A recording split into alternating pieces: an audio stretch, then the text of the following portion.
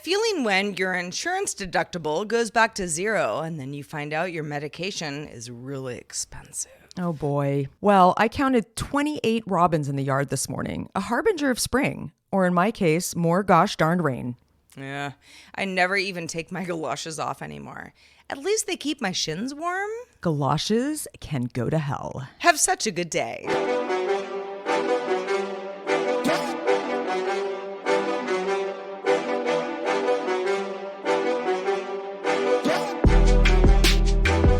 Hello world, welcome back to Have Such a Good Day, the show that wants you to do just...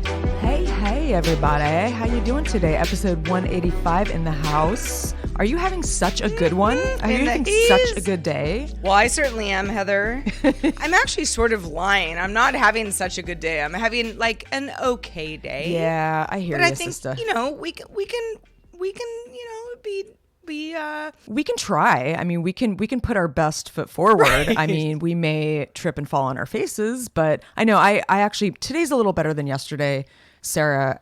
Yesterday was the pits. You know, it's funny. It's hard to be in the moment and just accept the way things just hit the fan. You know what I mean? It's like sometimes I think I'm prepared and I'm flexible. Like bring it on. And then there's other days where it's just like it really throws a wrench into your plan. But anyway, if y'all are tuning in for the first time, this is the show that unpacks the absurdity of everyday life for your entertainment. And we talk about things. We talk about stuff and things and whatnot and life and being adults. That's right. And the trials and tribulations, the ups and downs, the ebbs and flows. So Sarah, yeah, how's it going over there in the 100% the woods? Wow. It's going okay. Yesterday was sort of a shit show, not gonna lie. Just weird stuff going on. Weird vibes. I went to my mom's house, and as she was cooking food, which my mom always does, you know, when she's like, "Oh my gosh, you know showed up. Are you hungry? Do you want food?" Where I'm like, "Yes, Mom, I want food. Cook me everything."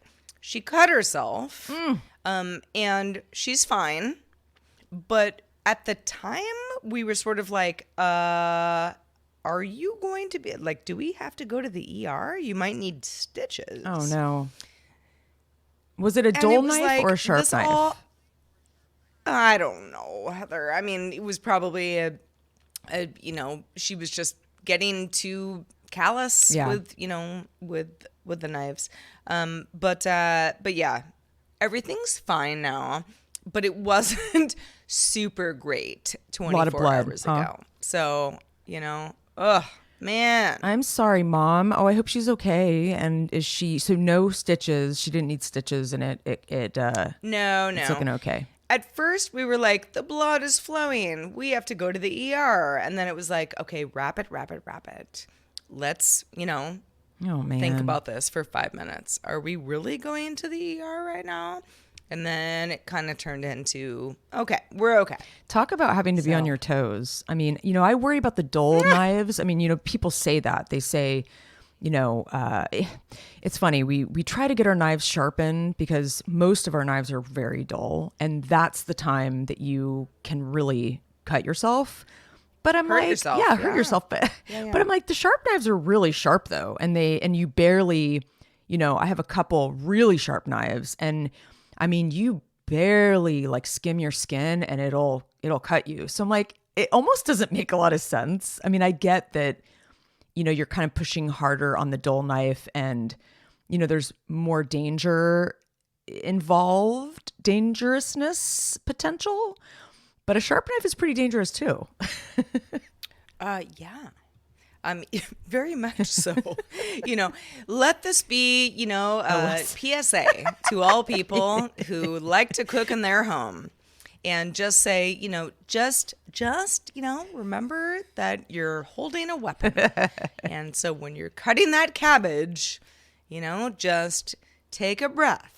You don't have to, you know, be in a hurry. No, the cabbage especially because it's easy to, when you're cutting something so large, you know, speaking of knives, I actually ended up randomly watching, you know, I'm not like a huge Knives Out. No, actually, but I've seen that. It's a great movie. Movies. But we ended up watching the final chapter of Halloween, with Mike Myers. And I thought we had watched the final chapter because we watched one not that long ago, but it was like the other final. It was like the one before it. I was like, I swear we saw it. Oh no, there's another one. And they closed the chapter. And there's knives everywhere in these movies because that's his weapon of choice, is like a kind of a butcher, not a butcher knife, but like a paring knife, right? And it's so funny though, like there's these scenes where you're like, oh my God, there's really a knife right there. Like that's so convenient. You're like, they're right by the knife drawer, or, it's like knives all over the house. But kind of a weird, unexpectedly fun movie. I had this expectation that it was going to be so kind of a rote Halloween, just him, Mike Myers out there killing, but they actually did this interesting twist on it. I was so unexpected. There's more than just murder. There's other people stabbing people. Yeah, it's the hands of Mike Myers. It was very original screenplay. You really get to know the other people in the movie. No, that's funny. And then we went from there and watched. I'm glad you liked it. Well, then we were in like a horror mood last night. We just didn't want to put a lot of effort into thinking about what we wanted to watch. Sometimes we'll be like, let's watch a noir or let's watch a comedy, or, we're just in a mood. But we're like, I don't know. Let's just watch that. We just saw it like pop up on whatever it was, probably Netflix. And then we ended up watching that movie Smile, which it's another horror movie with Kevin Bacon's daughter. And I saw it on the airplane. I mentioned it in the show and I screamed on the airplane many times because it's kind of a horror jumpy kind of movie. And I'm like, I can't believe I'm watching this again. Like, oh, but my God, and then I went to bed like kind of scared. I was just like, I have been watching horror movies all night. What have you been watching, Sarah? I mean, not horror movies. That's for sure. I mean, although I love you being like, I love this genre, and we were kind of like tucked in, but then I was like scared. Yeah, it's a weird rush. It made it hard for me to like go to sleep comfortably. It's like, why do you do that? That is why I don't watch. I know. Why? Yeah, like I don't know what to tell you. It's like a I don't know, like a dopamine, serotonin. 100%. I don't know the difference. 100%. But there's something going on there where you're like, this is fun. It's exciting. But, ooh. It's weird. I know. Tell me about it. Sort of, some lasting issues. Mm-hmm. Well, speaking of lasting issues, Heather, I'm just going to go ahead and lay it all out for y'all. As everyone knows, I've been dealing with breast cancer for the last 2+ years. And I finished chemo in the first week of February. Yeah, that's right. And I was told I should maybe get radiation, but that I didn't have to. I have since decided not to do that. Mm-hmm. But what I do have to do is long-term hormone therapy to basically, because the type of my breast cancer is hormone positive, meaning that you take down all those levels in your body and you have a better chance of not having a recurrence. Mm-hmm. So, many options there, but what I have decided to do is a combination of oral hormone therapy and also butt injections. Now you might say, what? Butt injections? Where the heck? Why? Who? Why would you do such a thing?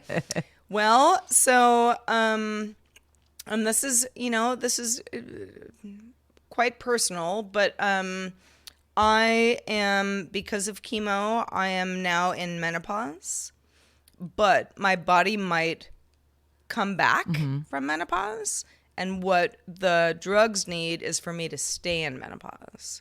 Interesting. So these injections, of which I will get the first of tomorrow. Kind of scared about it. That is something that basically like just pulls down all estrogen, progesterone, everything. So what happens when that happens? Like what are the, how are you going to Side feel? effects. Yeah, I guess the side effects. Side effects aren't great, Heather. It's depression, weight gain, uh, bearded faces. They're never I mean, great, are they? they're never great. And it's gonna be kind of weird. Osteoporosis. Ah, great. Another side effect where I'm like, wait, I can get osteoporosis from the butt injections? It's crazy. I have a very healthy mother, who does not have osteoporosis, but she has to take medication in order, to keep her bones from being too brittle. So I'm kind of familiar with all this stuff, but oh man, like I like to jog. I like to get out there and, go on a hike and stuff like that. I don't want brittle bones. No, you don't. So anyway, I'm That you don't want. Can you take, I mean, you No, probably have to I- take like a very large amount of calcium. I mean, you'll have to like augment these changes in your body, right? So you're gonna have to take a bunch of supplements, or are they guiding you on that kind of thing? Not really, weirdly enough. And listen, I'm not trying to throw, any doctor under any bus, because this is all, for example, what they want me to do is very personal to me. Yes. Based on my body, based on my blood work, based on, so many other things, lifestyle and whatever. But it definitely does seem like I'm not going to be, 100% for a bit. Yeah. Well, I think also, it's a new thing. It's a new treatment for your body. So your body's going to have to adapt, and that might take a little time. Yeah. But I do still think you have very good, strong genes and a strong body, Thank you, obviously, Hope. because you've been fighting this back for many, many, many months now. And I think you're going to be okay. I think it's going to be weird at first. And it was like, remember when you were doing the initial, you had to do some injections like for yourself, and you were very scared. And then you were like, you were very okay with it. You were just, oh, it's easy now. Like, I don't know if you talked about it on the show, but I do remember, you kind of just got used to it. Yeah. I don't know. I don't know if we did or not, which is funny that you bring that up, because when I was talking to the nurse who works in the OBGYN area of Kaiser, where, I'm going to be able to do this tomorrow, which, by the way, a lot of people who have breast cancer do this, but a lot of people who have like endometriosis. Oh, endometriosis. Yep. A lot. That's very common. Endometriosis. Very.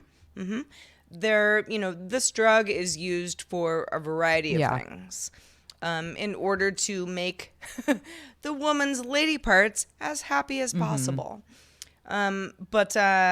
She, when we were on the phone call, she, I kind of had the obvious questions like, I mean, is it, do I need to take an Ativan before I come? Like, is it gonna, like, how long is it going to take? Like, what Is do it we like think? a quick jab? Like, can I be in and Yeah, out? exactly. Like, or do I have to be in there for like a couple hours? I mean, just let me know. And she was like, oh no, it's fine. It's like so easy. And I was like, easy to the point where I could not do this myself, because like I've been giving myself tummy injections for, chemo stuff. And, I don't love it, but like I can do it. She was like, oh, no. Very different. Interesting. Very different. Yeah. So I'm really kind of scared. Oh man, to be I'm sorry, honest. sir. It's just these constant like launching into the unknown. This like you have no idea what to expect. You have to drive yourself there. Is your mom going to go with you? I don't know. I haven't thought about it yet. Maybe. I mean, in my past, journey, health journey, there were times where I was like, okay, if I'm getting a biopsy, I'm going to take an Ativan before I do I that. would if I were you. And that means someone needs to drive Yeah. me because Oh, yeah, I that's shouldn't true. be operating a vehicle.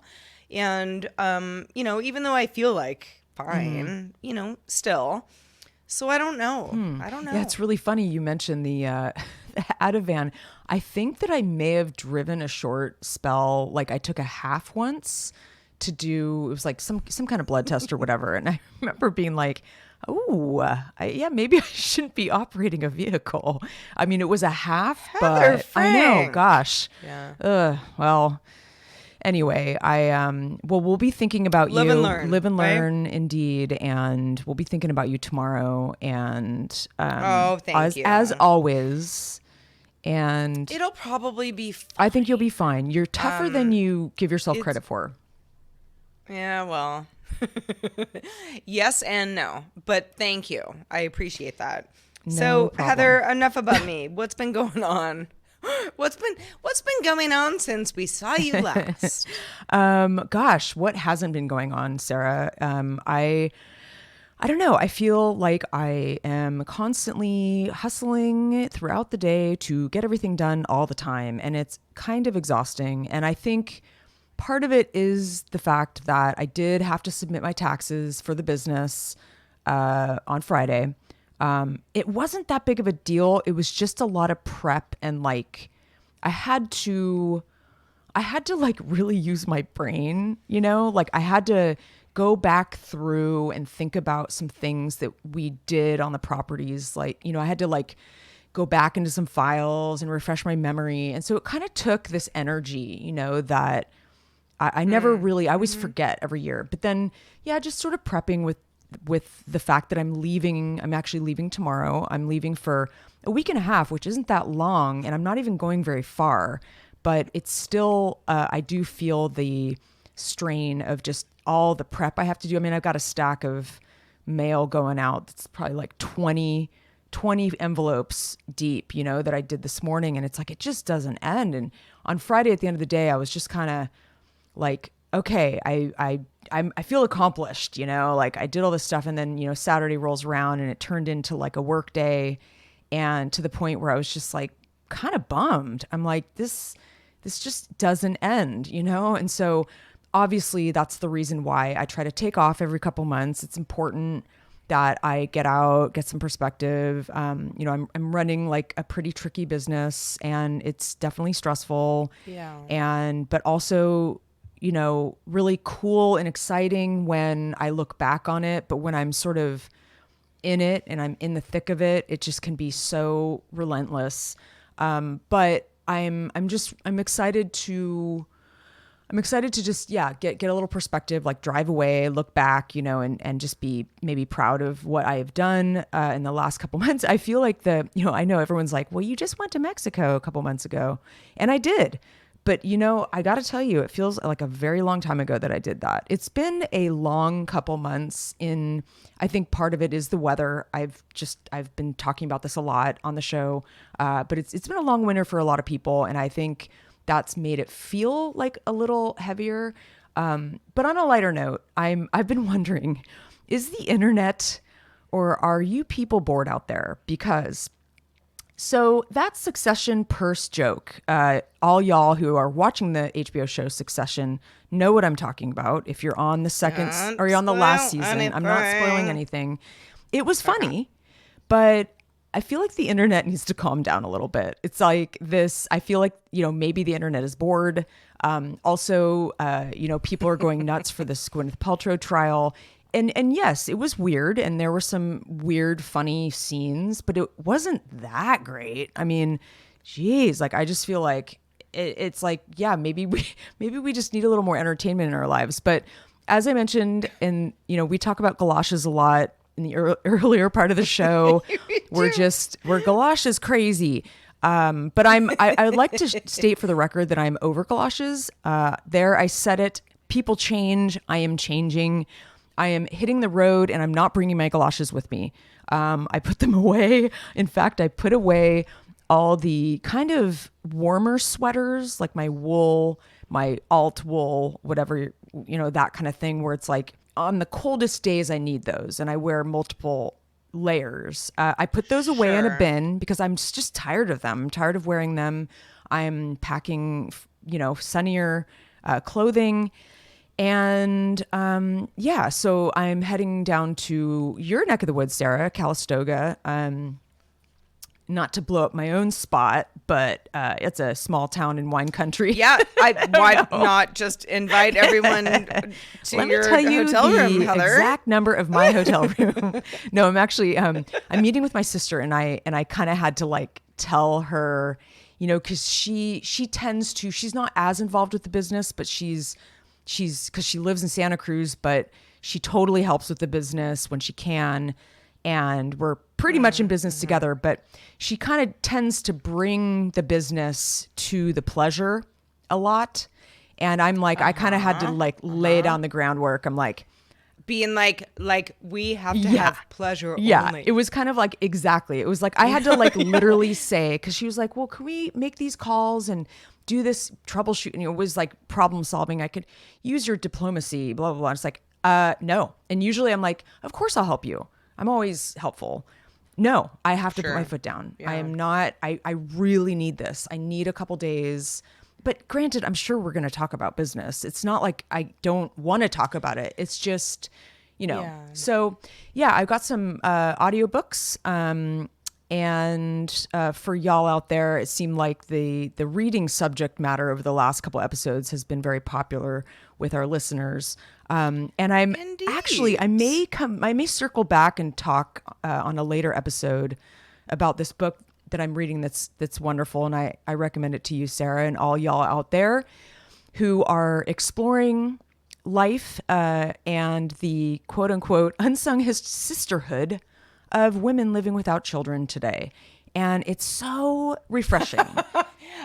I was about to be like, Heather, is it the Bible? Yeah, right. But no, definitely is it's not. kind of the anti-Bible. No, I'm Not just kidding. based on your description. No, it's called Women Yeah. Without Kids, and it's really cool because it's not like this boring. It's a really cool woman about our age who's a British woman, and she's really spunky and cool and smart, and she's written other books, and she just has a really refreshing take on life. Life being wonderful without children, and so I'm going to take that with me, and I'm going to be in the car. I'm going to drive down to Los Angeles and to Joshua Tree to climb and maybe kick some rocks and possibly Wow. see a flower explosion. I'm totally excited. And that sounds really fun. yeah, and I'm hoping that I will, because I feel like every time I go on a vacation, I think this is just par for the course, but you get all pumped and excited and you're having a good time. And like when I was in Mexico, I wrote a business plan. Let's start a company. Woohoo. Like, we're going to do this. Did it go anywhere? No, it ended with the business plan. And then when I was in Paris last, I started writing a screenplay. Did it go anywhere? No, it's still half baked on my computer somewhere. What will it be this time, Sarah? But What will it be? But I don't know. But I can imagine that you're like, oh, the business plan, the screenplay, whatever. Like, Maybe I'll just write a haiku, like something short and sweet. but give yourself some credit. Yeah, I know. Okay, maybe you're not shooting the movie that you wrote a screenplay for right now. But you could circle back and do that Totally. later. You could meet somebody who is, the perfect, co-person to make that dream reality. Like a writing partner. Yeah, no, you're right. It's true. Something and it's like baby that. steps too, Yeah. because, writing a screenplay isn't something you can do overnight. It takes years and years, sometimes 10 years. I mean, you hear stories that, Indeed. creative processes can be very long. So I appreciate that. And if y'all out there have any suggestions of what brilliant epiphanies I should experience, please email us at hi@havesuchagoodday.com. Indeed, do early and often. And thanks to everybody who does give us feedback, because it helps us make the best show possible. Indeed. Speaking of the best show possible, I have been, okay, so I'll just say this. I am very pessimistic about anybody who's like, I'm going to change the world. You know, like whether it's like financial or real estate or technology, social networking, technology, all the things. When someone tells me I'm going to change the world, I'm like, all right, let's see it. And they never do. It's like, and it's not because we're not capable of this. It's because the loudest people often are not the people who are going to move the needle all that much, to be honest. So I was, a friend of mine shared a story about the Summit Series founders. Okay. Heather, I don't know if you're familiar. I think I may know what you're going to talk about, but let's hear it. Yeah. Okay. So some of my very close friends I met through this Summit Series group. You might say, who are they? So a few guys got together and said, let's start an ongoing event. Maybe we're in the mountains, maybe we're at the beach, maybe we're on a cruise ship. I do know about this, yes. And the whole idea is to get like a bunch of like cool, smart, young people to like, let's figure out like how to change the world. And so on paper, you're like, well, that sounds really cool. Yeah. Let's do it. Won't want to miss this one. Yeah. So I have a weird story about my time at Summit Series that has nothing to do with them, but I broke my foot on a cruise ship that I was on for this event. This was in 2015. Did not like it. Never will go again. We'll leave it at that. However, the Summit Series folks, with how do I describe this exactly? With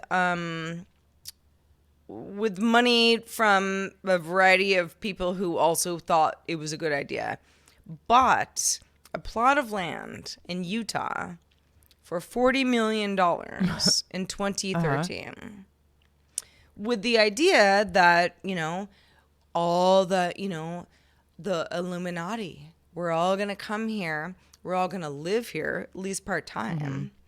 And if you have the money, you can, give yourself a house, on these 10,000 acres of beautiful, ski land type thing. Yeah. So that was 10 years ago. What I know from this, I did not add money. So, it is there's no, no pain, no gain for me personally. But a lot of people did put down money saying, yes, I would like a house on this new utopian atmosphere. Or, I have been sold this idea of, like people with children and, not even enjoying, what's going on in schools today. We can all reinvent this. Wow. So you're like, oh, okay, wow, interesting. I mean, maybe that has some legs. It sounds like Atlas Shrugged. It sounds like a very Ayn Rand kind of thing. Yeah. That's some tricky territory. Well, so yeah, long story short, and the reason I'm talking about this right now is that there was a Fortune article in fortune.com about how the fact that all of these altruistic males really had the right right thing in mind, but just couldn't actually make something work. You can't really you can't say to the world like, we've discovered utopia and we bought it. Would you like to buy in too? If so, give us some money and we're gonna just, be self-sustaining and, grow our own crops and talk about like the future Like of a the world. commune of sorts. I'm sort of like a like fancy commune. very fancy commune. That is a good way to put it. And, this is also me as an outsider, like being like, well, okay, I mean, not for me. But yeah, it kind of brings me back to like, what are we all doing here? Like, what What is what the are point we of all all this? doing Yeah. here? Yeah, exactly. Like, I wake up on Monday, like, what am I doing for Yeah. the week? Am I trying to buy a ski lodge in Utah? In order to like make everybody smarter? I am not. But I have no problem with somebody trying that. It just sounds like it didn't work. Yeah.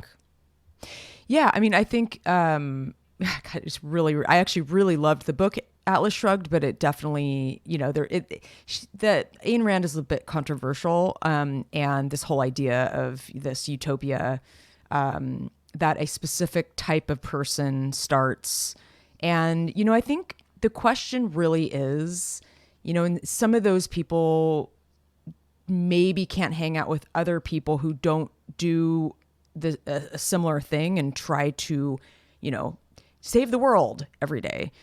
Some people have to do that. That's their calling, or that's what they don't feel good if they don't try, or they don't work Yeah. 24/7, sleep when you die kind of vibe. And I'm not like that. I'd like to do some good. But I'd also like to kick back and enjoy my life. And I think it takes all kinds. And I get this sort of it's slightly irksome, because I don't know why it is, but I know for me personally, I would like to make a difference. It doesn't necessarily have to like change the world. But it's like, maybe the attitude of like, you're putting out the energy that you are going to change the world. And it's just such a lofty idea. Maybe that's it. Maybe that's why it's irksome. And I don't know. It's an interesting topic. And so is this utopia, this commune, this fancy commune, is it like running now? Are people living there now? Or is this like way in the future kind of thing? No. Well, I mean, so no. The answer is there were supposed to be like, I don't know, like 500 dwellings. That's here. a lot. And they're like I was thinking like 20. Okay. I was like, wow. Yeah. So a lot of things have, there's COVID, there are interest rates. So many things that you can point at and be like, well, this is why it didn't work. And to be clear, I do not want to be a person who's like, screw you for trying to reinvent the wheel. Like, I think that's great, actually. It just turns out that I think when you're sort of young and the world is in front of you, sometimes you don't really know how hard it's going to get. Yes, exactly. Yeah, maybe it's a youthful thing. Maybe it's like a 20-something. Like you just a youthful optimism. Yes, there you go. I Maybe guess. blind optimism. Maybe a Pollyanna kind of attitude that is kind of like a blind optimist. Which makes us seem like we're like, well, when you get as old as us, I know. you know that the world is shit. Well, it's been That's hard. not what we're saying. And I think you're also saying too that it has been like 2 or 3 years of struggling on the planet. We're in a struggling mode. We just are. Maybe some people aren't. Maybe some people are in a bubble in their own little personal utopia because they're not scathed by what's happening in the world. And I think there are people that out there that this is true. But anyway, I think it's an interesting topic, and let's continue to hash it out. In the meantime, though, I was curious about something. This is a bit a bit random, but do you have a place in your house where things just mysteriously disappear? Where, obviously, there's sort of the obvious places, like maybe under the couch, or I'm talking about like where it's literally confounding why you lost something and where Yes. you lost something. I mean, I truly. was like, Heather, are you asking me? I'm asking the world. I'm asking specifically, you or and the asking world. everyone? So I'll tell you my story, and then you can Yeah. tell me yours, and then y'all can write in and tell me if you have a place in your house where things just mysteriously disappear, called the, Bermuda Triangle, if you will. For me, it's the kitchen. It's actually comedy. This has been going on for a couple years now. We have had many, many specific items just get up and walk away and never show back up. There's been a few that have showed back up, but for the most part, it has gone deep into some. It's very bizarre. I think the first thing that disappeared was our own. We had one serving spoon, just like one kind of whatever. It was nothing special. It was just a spoon that we used a lot to serve food. Just disappeared one day. No idea how something like that could disappear. And never found it. Never ever showed back up. Like, how does that disappear? I get like maybe a $20 bill or, a special piece of jewelry or, I don't know, something that's really small that just slips through the cracks. But that is random. I had another case where there was a bag of cookies that was a bag of cookies that was like fresh baked cookies from like a bakery kind of thing. And there was a lot of them. We bought like a dozen of them and ate a few. And the next day I go in there and they're totally gone. Like no box, no crumbs, no cookie crumbs, no nothing. Still to this day. Don't know where they went. We have these cabinets though that are pretty big and dark. Heather, do you think you just ate No, not a dozen. I know for sure. Oh my God. I mean, Well, there's no way. I mean, maybe you were sleepwalking. My only thing that it could have happened with the cookies in particular, maybe like my neighbor came by or maybe my housekeeper, but like 12? I mean, anyway, it's a silly little thing, but there's been probably about 6 to 10 totally random things that have just gone up and I don't even know what they are. I can't even tell you because it's happened over the last couple of years.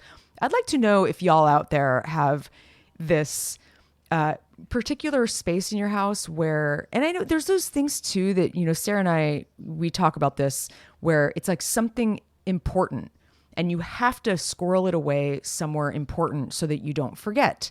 And then you forget where that important place is. That's another story in itself. But yeah, I find this to be a very funny aspect of domestic life. So email us at hi@havesuchagooddday.com. It's kind of like, Sarah, you had a ghost, a garbage ghost for a while, a few years back. Do you remember that? When your garbage bins just like disappeared. Anyway, well, Sarah, we're going to be gone for Heather? a little longer than usual this time because we're going to go away on like a slight spring break. I'm leaving tomorrow. I'll be gone for a week and a half. There will be a show next week, as in this week when you're listening to this. But we're going to take like a really short little spring break. I'll let Sarah fill you in. We are. Yeah. 1 week off. Hopefully everybody understands. Heather and I we've been limping along in our own respective ways. And Heather is going to fly the coop and I am going to, TBD on that. Yes. But yes, we know that, all of you make our show the show that it is. And we thank you so much for that. And, We'll be back before you know it.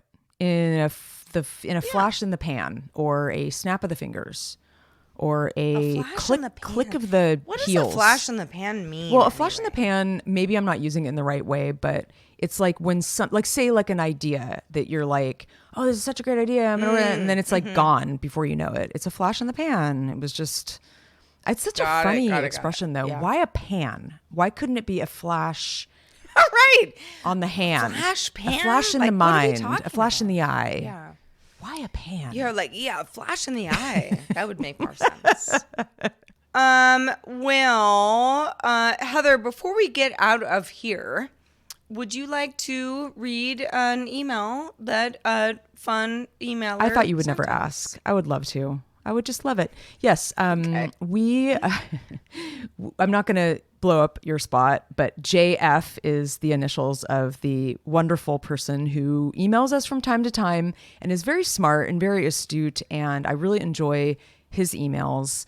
He says, "Hi, Heather and Sarah. I totally get what you guys are feeling about books. Every time I get a new suggestion for a book, I get excited. I start looking around for different versions, etc. But then I get bogged down in the choices and experience what I've heard described as paralysis by analysis. I usually just end up reaching for my nice copy of the good book with the red leather hardcover and gilded page edges and just read a random chapter. By the way, my favorite part is when Aragorn and the company reach the Argonath statues on the Great River. Bye, JF."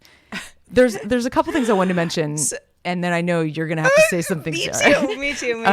But I enjoy his emails immensely, and I feel like the reading segment just really got you guys thinking, and that's cool. It's cool to see that. And the paralysis by analysis, I'm not sure I've heard that term, but love it. Thank you for bringing that to our attention. And Sarah, let's talk about 100%. The good book. Well, so I was like, when I read this email from you, JF, I was like, the good book, is that the Bible? That's what I thought too. And if so, that is fine. But there are going to be a lot of references that I don't know because I've never read it. But he sounds like he's talking about Lord of the Rings. Yeah, exactly. Yeah. Like Aragorn is not in the Bible. Yeah. So I don't know. JF, tell us more. I think it is. It's something Tolkien related for sure. Well, very fun. It's probably like an Aragorn like encyclopedia of like everything, Lord of the Rings, Hobbit, like all of it. Sounds really cool. And I'm pretty obsessed with those books, but maybe not as obsessed as you, JF. So tell us more. And if y'all out there have anything to add, any questions, any queries or quandaries or just little anecdotes, email us at hi@havesuchagoodday.com. Indeed. Sorry, my dog just walked in here. He says, "You know what, Mama? I think it's time for us to wrap things up." And you know what? I think he's right. He does. He really does. Y'all, thank you for being with us for episode 185. Can you believe it? I can't believe it. I barely can. I know. We made it.